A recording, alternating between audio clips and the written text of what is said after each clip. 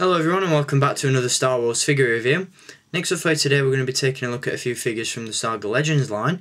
The first one that I'm going to give you a look at is this guy here. This is the 501st Legion Clone Trooper. Probably one of the most iconic designs of clone. Very nice figure.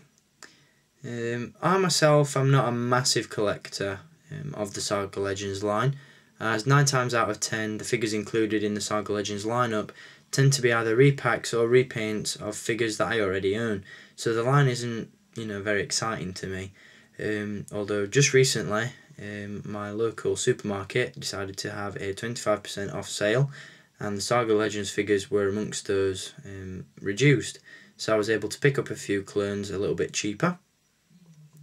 I must admit though, the Saga Legends line does offer up a wide variety of army builder figures, so I can't complain too much about it.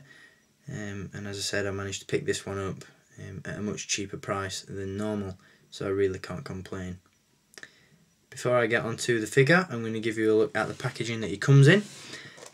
As I'm sure you're all aware of by now, the packaging for the Saga Legends line is extremely similar to the Clone Wars.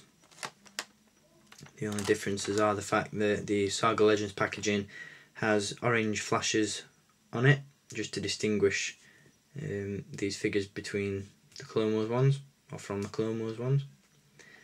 As you can see on the top of the card there, you've got a very cool image of the 501st Trooper, and on the back you've got a still image of the Trooper in action, as well as an image of the figure.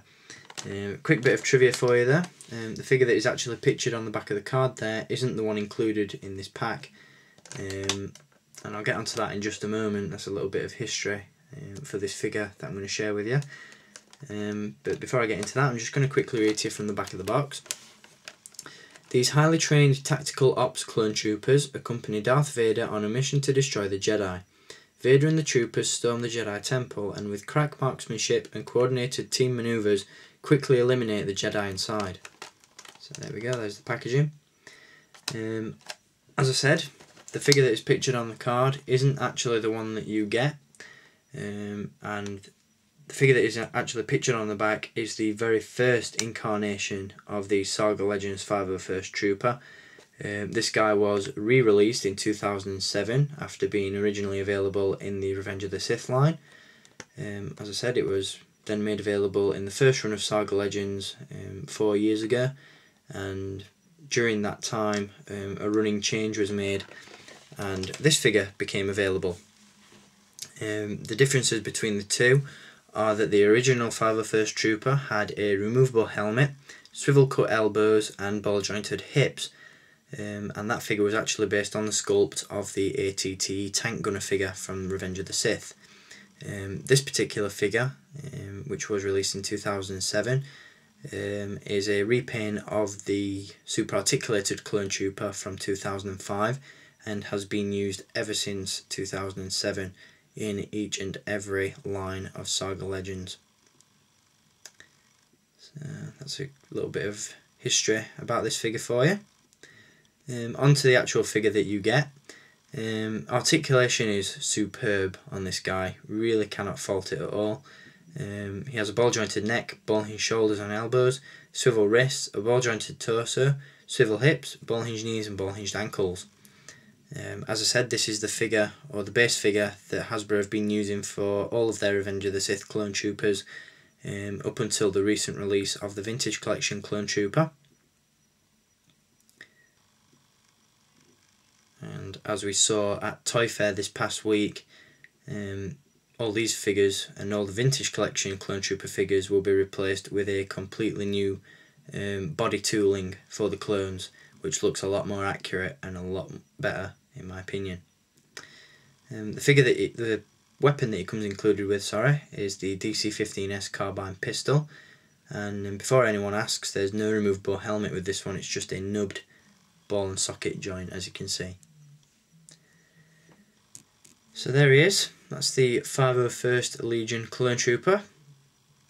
I hope I've covered all the bases with this guy, hope I haven't missed anything out, although I'm sure if I have then a few of you will leave it in the comments section, as you always do.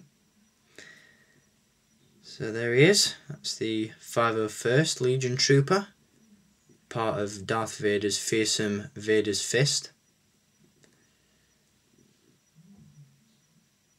And before I sign out, I'm going to give you a quick look at the battle game card and display stand that you get with this figure.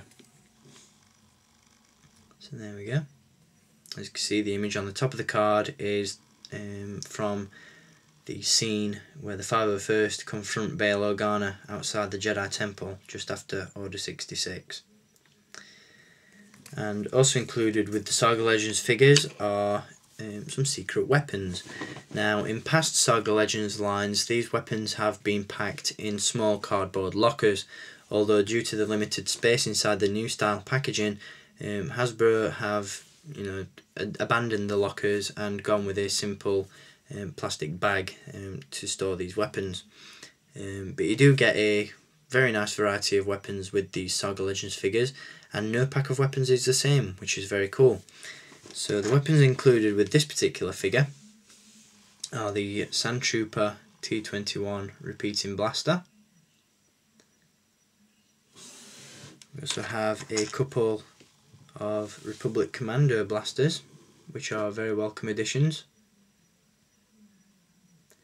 And we also have a series of blaster pistols. Now these appear to be taken from the Republic Elite Forces or Mandalorian and Clone Troopers multi-packs that were released in 2006.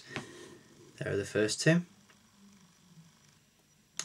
And the third is a repainted Jango Fett blaster, just in black.